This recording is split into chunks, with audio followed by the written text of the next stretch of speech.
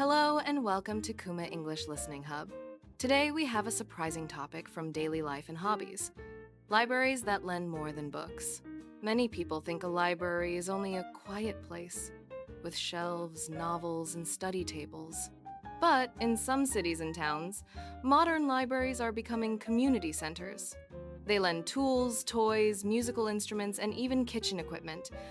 This is sometimes called a library of things. Let's start with a simple question. Why would a library lend a drill, a sewing machine, or a board game? The answer is practical. Many items are useful, but we do not use them often. For example, you might need a power drill only a few times a year to hang a picture or fix a shelf. Buying one can be expensive, and storing it at home takes space. So instead, you can borrow it, use it for a weekend, and return it. This idea is similar to borrowing a book. You do not need to own every book you read. You borrow it, enjoy it, and give it back.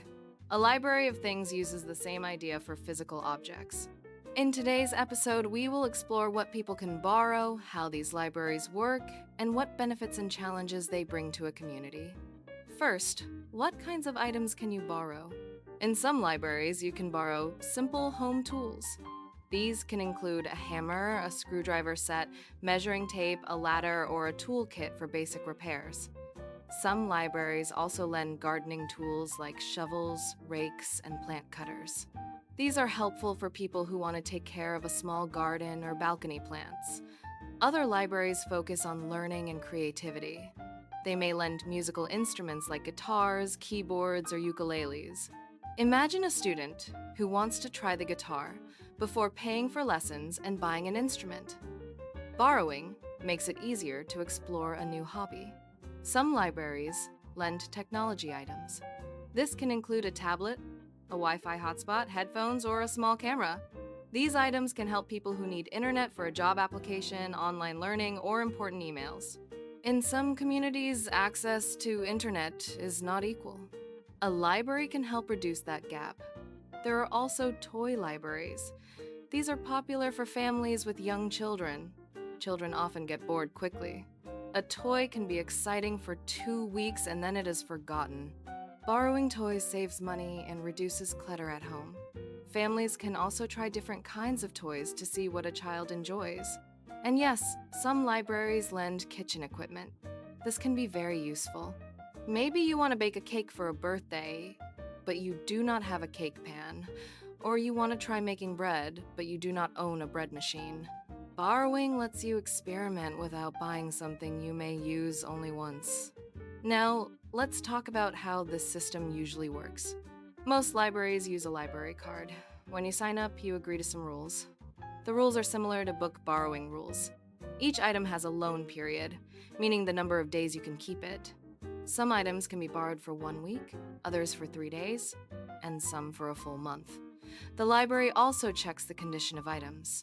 For example, if you borrow a board game, the library may check that all pieces are inside before you take it home. When you return it, staff may check again. For tools, they may check if the tool still works and if it is clean. Some items need a small deposit, but many libraries lend items for free. They may also have late fees if you return something late. This helps the library keep items available for other people. You might be wondering, do people actually return these items? In most cases, yes. Libraries have been lending books for a long time, and most people respect the system. Also, many library users feel proud to be part of a community sharing project. Let's look at the benefits of lending more than books. One big benefit is saving money. Not everyone can afford to buy tools or new technology. When a library lends items, it gives more people access to useful objects. This can reduce stress, especially for families and students. Another benefit is saving space. In many homes, space is limited. People live in small apartments, and storing large items like a ladder or a sewing machine is not easy. Borrowing reduces the need to store items. A third benefit is learning.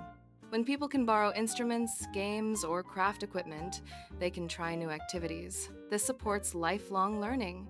Some libraries also offer classes. For example, you may borrow a sewing machine and also join a beginner sewing workshop at the library. Another benefit is social connection. Libraries often host events related to these items. For example, a library may lend board games and also organize a game night. Or it may lend gardening tools and host a talk about planting in small spaces. These events help neighbors meet each other. There is also an environmental benefit. When people share items, fewer new products are needed. This can reduce waste. If 10 people borrow one drill instead of buying 10 drills, that means fewer materials are used and fewer old drills end up in the trash. But of course, there are challenges too. One challenge is maintenance. Tools break. Toys can lose pieces. Electronics can stop working.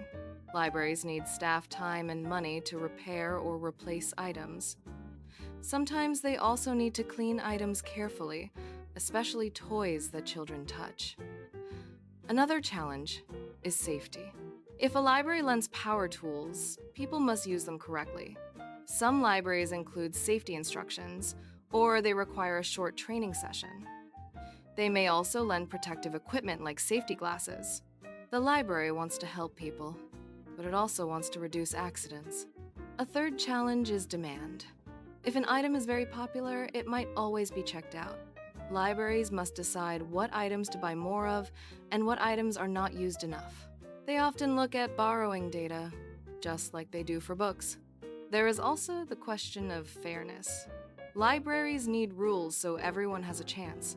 For example, a person cannot borrow a high-demand item again and again without letting others use it too. So libraries may set limits, like one tool at a time, or a waiting list. Now let's imagine a day in the life of someone using a library of things. Meet Mina. She lives in an apartment and wants to hang 2 pictures on her wall. She does not own a drill. She goes online and checks her library's catalog. She sees a cordless drill available for a 3-day loan. She reserves it and picks it up after work. At the library desk, the staff member shows Mina the drill, the charger, and a small box of drill bits. The staff member also gives her a short paper with tips: how to charge it, how to choose a drill bit, and how to use it safely. Mina takes it home, finishes her project, and returns the drill the next day. It costs her nothing. She feels happy, and she also feels more confident about doing small home projects. Next week, Mina borrows a board game for a weekend with friends. A month later, she borrows a ukulele because she is curious about music. The library becomes part of her life, not only as a place to read, but as a place to explore. This kind of library can also help in emergencies. Some libraries lend portable chargers or battery packs when there is a power problem. Others lend air quality monitors or simple health devices. The exact items depend on the community's needs. Libraries often ask local people what would be most useful. So, how does a library decide what to lend? Many libraries start small. They may begin with a few popular items, like basic tools or board games. They might receive donations from the community or partner with local organizations. For example, a local business might donate a few toolkits. A community group might help organize the inventory. Libraries also think about what fits their mission. A library's goal is to share knowledge and support the community. Lending items that help people learn skills, find jobs, and enjoy hobbies can fit this goal very well. If you want to use a library of things, here are a few tips. First, check the library website. Search for sections like Borrow More, Library of Things, or Equipment Lending. Second, read the rules carefully. Look at the loan period, late fees, and return instructions. Third, plan ahead. If an item is popular, reserve it early. Fourth, return items on time and in good condition. Remember, other people are waiting. And finally, be curious. Borrow something you have never tried before. A library is one of the best places to explore new interests without spending much money. Before we finish, let's review some useful vocabulary from today. Loan period means the time you can keep something you borrow. Deposit is money you pay first, and you get it back when you return the item safely. Maintenance means keeping something in good condition and repairing it when needed. Reserve means to book an item so it will be ready for you later. And inventory means the full list of items a library has. Now, a quick listening challenge for you. Think about your town or city. What items would you like your library to lend? Would you borrow tools, toys, or technology? And what rules would you create to make it fair for everyone? Thanks for listening to Kuma English Listening Hub. If you enjoyed this topic, try listening again and focus on the key vocabulary. See you next time.